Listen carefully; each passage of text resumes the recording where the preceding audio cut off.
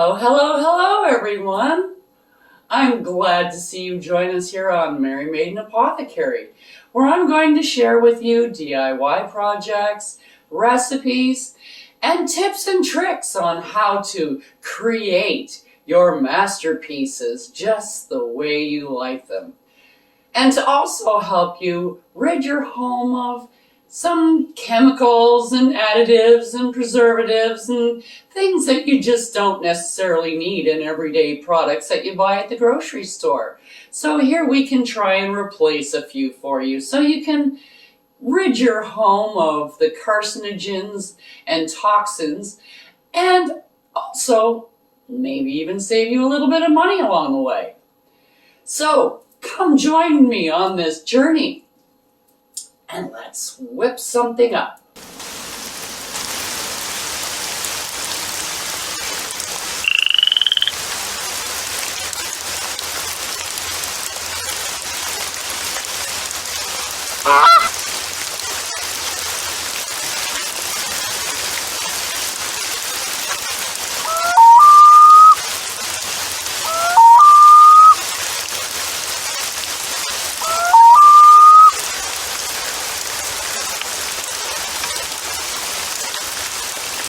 Check out the link below for the correspondences and magical properties of the items used in this video. And don't forget to like, subscribe, and hit that notification button so you don't miss any witchy content our three sisters have brewing for you here on The Witch's Inn. Hello, everyone. I'm glad to see you join us here on Mary Maiden Apothecary, where I'm going to share with you DIY projects, recipes, and tips and tricks on how to create your masterpieces just the way you like them. And to also help you rid your home of some chemicals and additives and preservatives and things that you just don't necessarily need in everyday products that you buy at the grocery store. So here we can try and replace a few for you so you can rid your home of the carcinogens and toxins, and also maybe even save you a little bit of money along the way. So come join me on this journey and let's whip something up.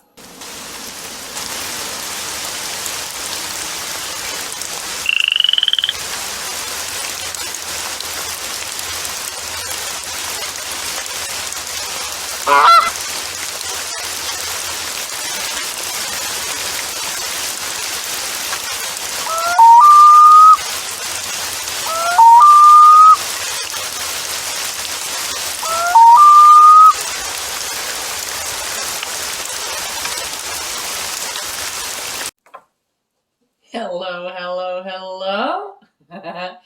It's nice to see everyone today. Today we're going to be making some dandelion jelly salve. Dandelions go back way back. Everybody and their dog used to make stuff out of dandelions. Dandelion tea, dandelion salve, dandelion this, that, the other thing, soap, everything. Okay, because of the properties that the dandelion has. And if you don't know what they are, go to the channel, Correspondences and Magical Properties, which is our sister channel. There's a link in the description, and you can check that out for yourself. Okay, so the first thing you have to do is go out and harvest dandelions, and you're going to need a lot of dandelions, because the only thing you're really looking for in this jelly preparation is the little yellow stamens that are on the top, not the fuzzy stuff. And they are two separate things. I know it doesn't seem like that, but they are two different things. So how are you going to get that? Well, you go out and you just pick the heads off. We're not looking at the roots. We're not looking at the stems or the leaves. You can do stuff with all of them too, but that's not what we're using today.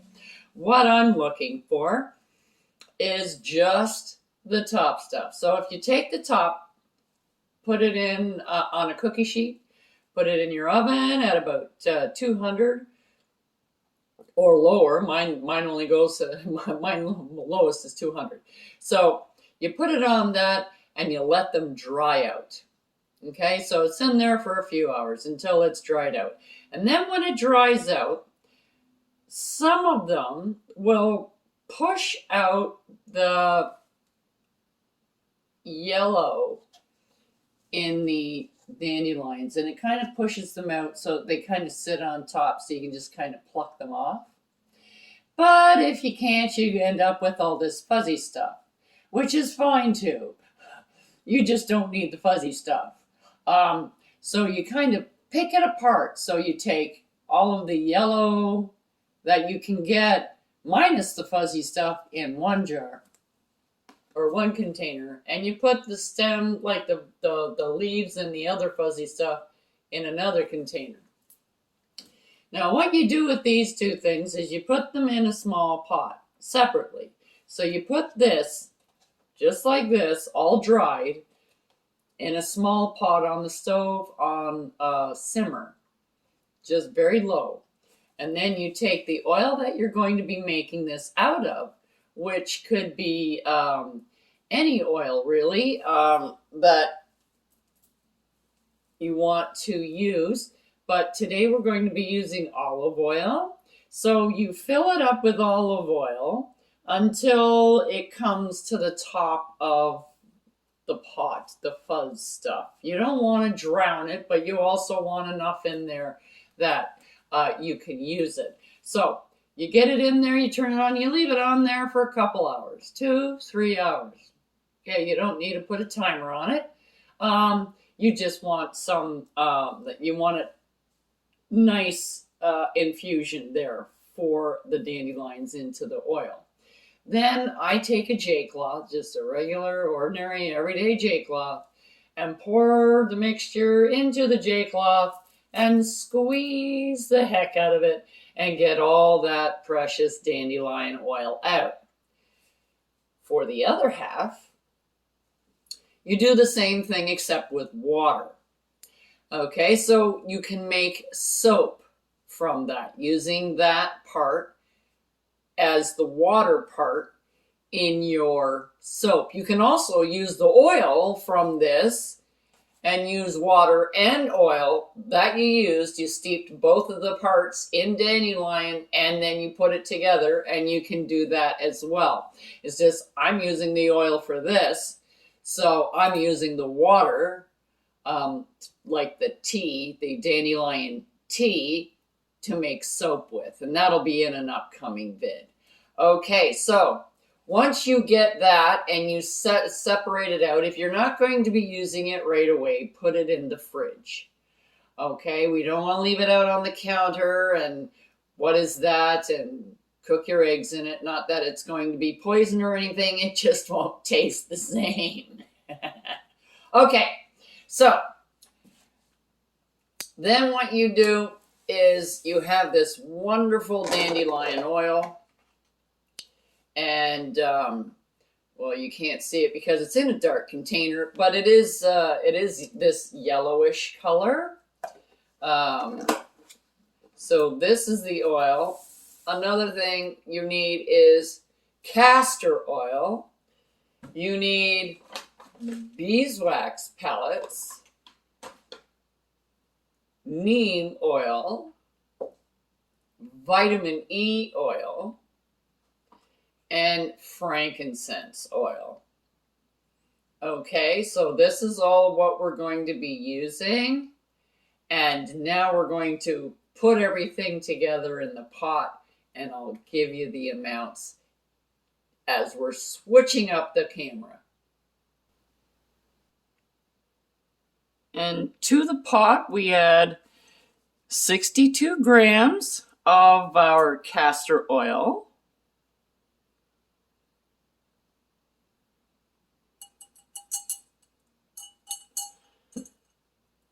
We add 30 grams of our dandelion oil.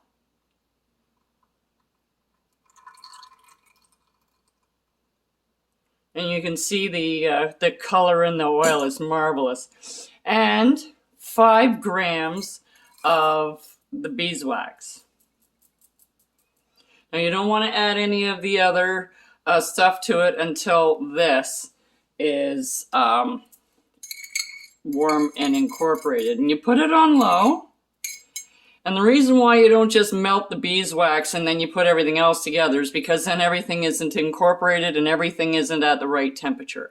This way, you can see, as you're stirring it, how it's coming together. And I have this tiny whisk here because that's pretty much all you need is a tiny whisk.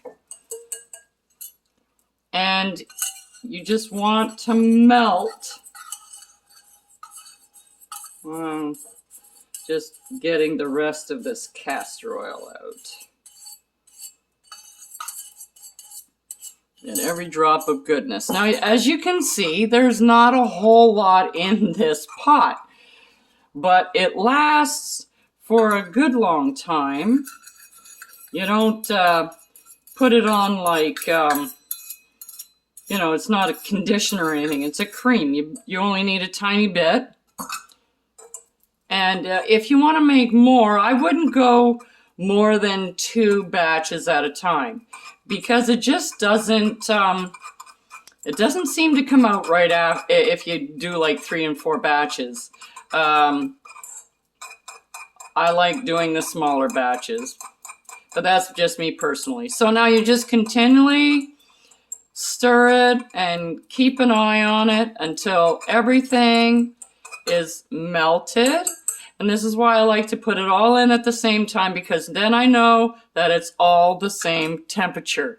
So we'll come back when that's melted.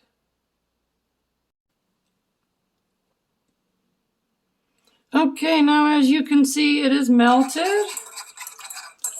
And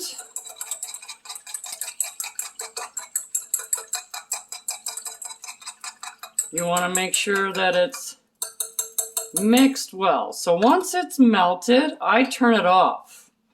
I don't need it any hotter than that. I just need it melted. And then I need it to be come together a little bit. So I like using these little frother things. And you just kind of froth it. You don't want to make it bubble. You want to make sure that every bit of it is mixed and mixed well. You don't want it separating.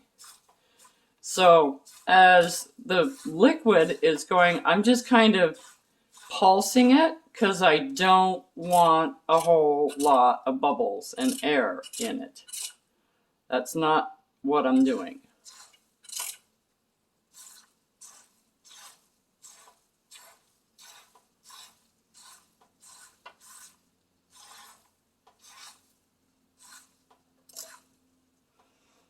And then once that is nicely mixed, and you know that I'm going to take it right off the heat completely.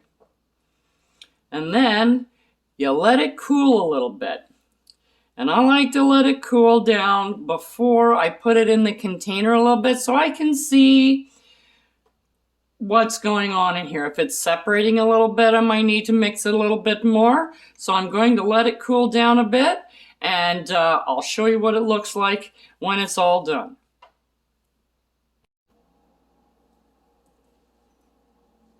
Okay, so now we come back. It's cooling off a little bit. So now we can put in our neem. And I'm going to be putting in 3 drops of neem. 1, 2, 3. You don't need a whole lot of neem. I tell you, it works wonders. And then we have our vitamin E. Vitamin E is kind of thick, so it just kind of dribbles. So you just kind of let it dribble a little bit, and you just put in, there isn't a set amount. I like to put in kind of like a teaspoon.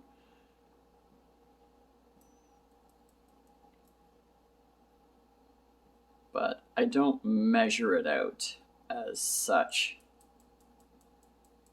I just get big gobs on here and then I put it in. And then some frankincense. Come on, there we go. And there's 3 or 4 in there. Kind of got away from me, but that's all right. Now, you want to make sure this is well mixed in.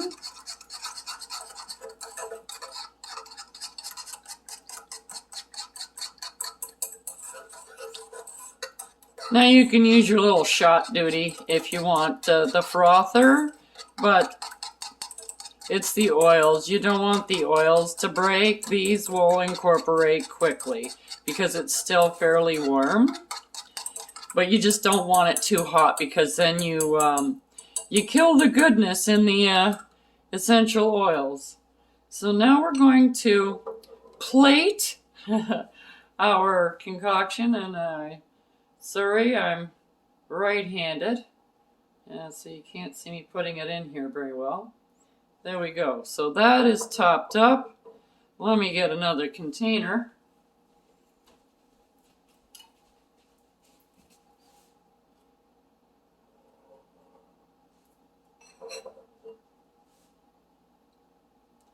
I'm just kind of pouring it in there. I'm not measuring it out or anything. So if you were going to be doing this as a product for sale, you might want to, I don't know, do X amount of milliliters or whatever, measure that out.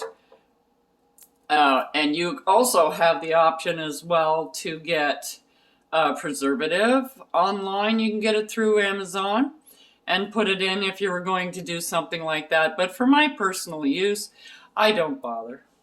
I've never had a problem with it. So you let it sit, and we're going to let that cool off. We'll come back and we'll see when it's set. Okay, as you can see, it's nice and solid now. It's got a nice shiny top on it. And you just take your finger and put it across, but these are going to people, so I don't want to be sticking my finger in them. But they are nice. You only need a small amount. You don't have to put it, like it's not something that you put on thick or anything, and it absorbs readily into your skin. That's all for today, my friends, and I hope that you have good luck with our Dandilion salve. I'm looking forward to the next time we get together. Check out the link below for the correspondences and magical properties of the items used in this video. And don't forget to like, subscribe, and hit that notification button so you don't miss any witchy content our 3 sisters have brewing for you here on The Witch's Inn.